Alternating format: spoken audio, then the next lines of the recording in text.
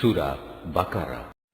বিসমিল্লাহির রহমানির রহিম। রহমান রহিম আল্লাহ তাআলার নামে শুরু করছি। শাস্তি দেওয়ার ব্যাপারে তিনি অত্যন্ত কঠোর।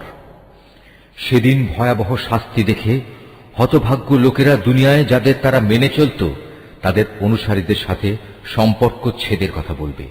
বলবে, আমরা তো এদের চিনিই না। এদের উভয়ের মধ্যেকার ভঙ্গুর সব সম্পর্ক সেদিন ছিন্ন বিচ্ছিন্ন হয়ে যাবে।